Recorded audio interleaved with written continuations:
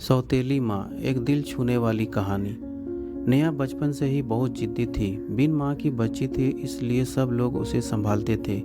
दादी की तो लाडली थी। उसके पापा राहुल की दूसरी शादी करने का प्रयास चालू था, पर यह 7 साल की बच्ची कुछ ना कुछ करके अपने पापा का रिश्ता जुड़ने नहीं देती थी।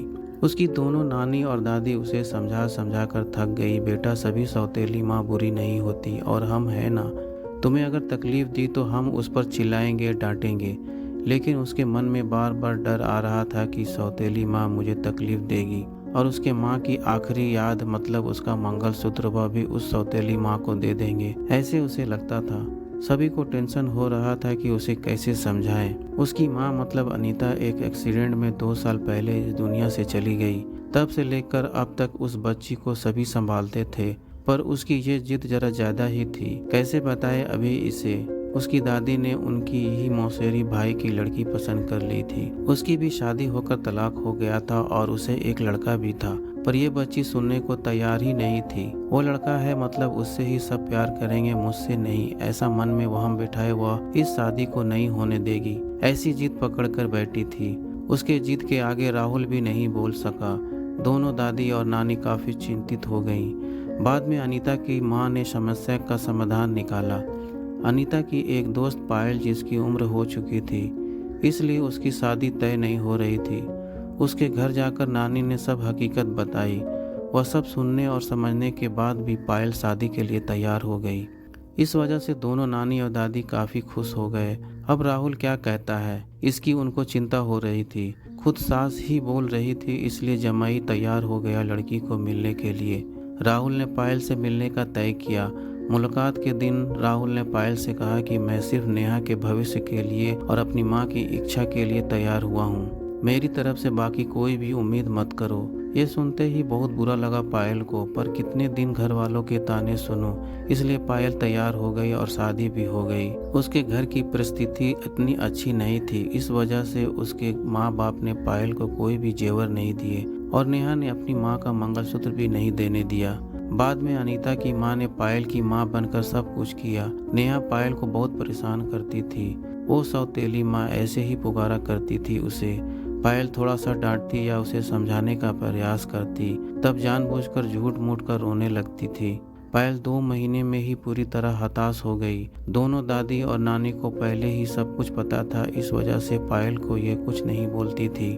वह उल्टा उसे बोलती थी कि मारोगी भी तो भी चलेगा, पर राहुल को ये सब सहन नहीं होता था। जब परिस्थिति हाथ से निकलने लगी तो पायल ने उसकी सहेली को, जो एक स्कूल टीचर थी, उसके साथ मिलकर एक प्लान बनाया, और राहुल को असली परिस्थिति का सच का पता चले इसलिए नेहा के ड्रामों का वीडियोस बनाकर उसे दिखाया। पहले पायल को भी गलत समझने वाला राहुल सारी सच्चाई से अवगत हुआ, और उसने उन दोनों को धन्यवाद दिया। प्यार से नेहा को समझाया कि इसके आगे तुम्हें पायल के साथ अच्छा बर्ताव करना होगा, उसकी सब बातें सुननी होगी। हालांकि नेहा ने काफी तमाशा किया, पर उसकी साइड लेने वाला कोई भी नहीं है, ये उसे समझ में आ गया। उसको पायल पर बहुत गुस्सा आता था। पायल उसे बहुत समझाती थी।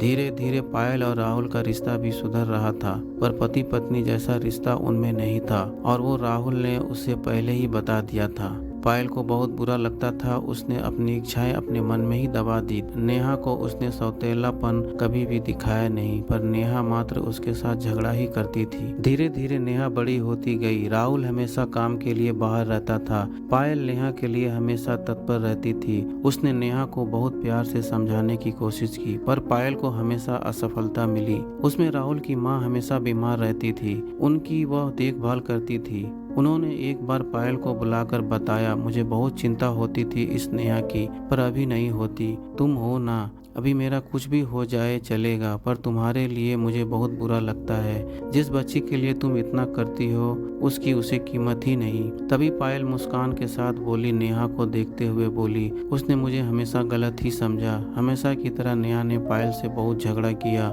राहुल के घर पर आते ही उसको सब झूठ बताया, पर उसने भी नेहा को ही सुनाया। गुस्से से नेहा ने खाना भी नहीं खाया, पायल ने भी खाना नहीं खाया। नेहा को समझाने के लिए गई तो पायल ने कहा, मुझे तुम्हारी माँ की जगह नहीं चाहिए, उसकी आखिरी निशानी मतलब उसका मंगलसूत्र भी नहीं चाहिए। मुझे सिर्फ तुम माँ बोलकर पुकार लो, मेरे लिए उससे बड़ा कोई पुरस्कार नहीं होगा। जिस दिन तुम ऐसा करोगे उस दिन मुझे ममता का गहना मिल जाएगा, वही मेरा खरा पहला गहना होगा। पर नेहा सुनेगी तब ना। जैसा था वैसे ही सब चालू रहा। कई दिनों बाद दादी की तबीयत बिगड़ी। उन्होंने राहुल को बुलाया और कहा, पायल बहुत अच्छी लड़की है, वो कभी भी भेदभाव नहीं करेगी, तुम उसको अपनी पत्नी की तरह स्वीकार कर लो। उसकी भी कोई उम्मीद होगी तुमसे, वो पूरा करो। ये आखिरी शब्द बोलकर दादी चल बसी। राहुल को माँ के वह शब्द कान में गूंज रहे थे। महीना हो गया तब भी वही शब्दों का विचार करके गैलरी में शांत बैठा था। इतने में पायल ने खाना खाने के लिए आ रहे हैं ना ऐसा बोलकर उसे बुलाने आई। राहुल का सब्र का बांध टूट गया। वह पायल के गोद में सिर रख कर बहुत रोने लगा। आज 5 साल बाद पहली बार राहुल ने पायल को छुआ। पायल घबरा गई। उतने में नेहा वहाँ पर आ गई, जिस वजह से वह विषय वहीं पर ही खत्म हो गया। कई दिनों बाद वापस सब नॉर्मल हो गया। दोनों ही अब शरीर से मन से नजदीक आ गए थे। नेहा को समझ आने के बाद वह भी जरा अच्छा बर्ताव करने लगी। अभी उसकी 12वीं की परीक्षा थी, इसलिए पायल उसके टाइम टेबल सब ठीक से संभाल रही थी। कुल मिलाकर सब अच्छा चल रहा था। ऐसे में उनकी खुशियों को नजर लग गई। राहुल का भी एक्सीडेंट हो गया और वह गुजर गया। अभी पायल और नेहा वह दोनों ही थी एक दूसरे के लिए। जो भी सेविंग थी उस पर घर चल रहा था। पायल तो ग्रेजुएट नहीं थी, इस सब से उसे नौकरी मिलने में दिक्कत आ रही थी। छोटी छोटी नौकरी करके वह घर का खर्चा चला रही थी। राहुल की सब सेविंग उसने नेहा के लिए रख दी। अब नेहा को प्यार हो गया था रणवीर नाम के लड़के से। इस वजह से पायल ने उनका प्रेम विवाह करने का सोचा। सब लोग अच्छे हैं, नेहा भी खुश रहेगी ऐसा उसे विश्वास था। पर रणवीर की माँ खड़ूस थी। राहुल के जाने के बाद उनकी परिस्थिति भी अच्छी नहीं थी। नेहा शादी के बाद ज्यादा गहने नहीं लाई, इसलिए ससुराल वाले उसे तकलीफ दे रहे थे। उसकी सास की सहेलियां घर पर आई थी नई दुल्हन से मिलने। तब नेहा की सौतेली माँ के बारे में बुरा भला बोल रही थी। सौतेली माँ है ना, इसलिए ऐसा जानबूझकर किया होगा। सब कुछ खुद के लिए रखा होगा और बेटी को लंका की पर्वती बनाकर सिर्फ मंगलसूत्र पहनाकर भेज दिया और हंसने लगी। अभी उसका खुद पर का नियंत्रण टूट गया। मेरी माँ की आखिरी याद मतलब मेरा मंगलसूत्र है, जो मेरी इच्छा थी कि मैं ही इसे पहनूं। ये मंगलसूत्र मेरी माँ का आशीर्वाद का हाथ है और मेरी पायल माँ को बुरा भला बोलने का तुम्हें कोई भी हक नहीं है। आज वह है इसलिए मैं हूँ। उन्होंने मुझे अच्छे संस्कार दिए, डिसिप्लिन सिखाया, संयम और बड़ों का सम्मान। ये सब बातें कोई भी उम्मीद ना रखते हुए सिखाया। पापा के जाने के बाद भी उन्होंने कमाए हुए एक पैसा भी खुद पर ना खर्च करते हुए सब पैसे मुझे ही दिए। कभी भी सौतेलापन उन्होंने मुझे नहीं दिखाया। मेरे लिए उन्होंने खुद का बच्चा तक नहीं होने दिया। पर मुझ पागल को कभी ये समझ में नहीं आया। उन्होंने मुझे सिर्फ और सिर्फ प्यार किया। मुझसे उन्होंने एक ही चीज चाहिए थी जो मैं कभी नहीं दे पाई। सब औरतें एकदम सोच में पड़ गई कि आखिर वो कौन सा चीज है चाहिए थी। उन्होंने नेहा से पूछा उन्हें क्या चाहिए था। सच में बहुत महंगा गहना होगा, इसलिए तो उसने इतना एडजस्ट किया होगा। बातचीत हो रही थी तब वहाँ पायल आई और औरतें खुसुर फुसुर करते हुए हंसने लगी। पायल मन में डर गई। नेहा ने ऐसा क्या किया होगा, ऐसा क्या किया जो ये सब औरतें उसे देख रही हैं। तभी नेहा ने पायल को गले लगाकर प्यार से माँ बुलाया।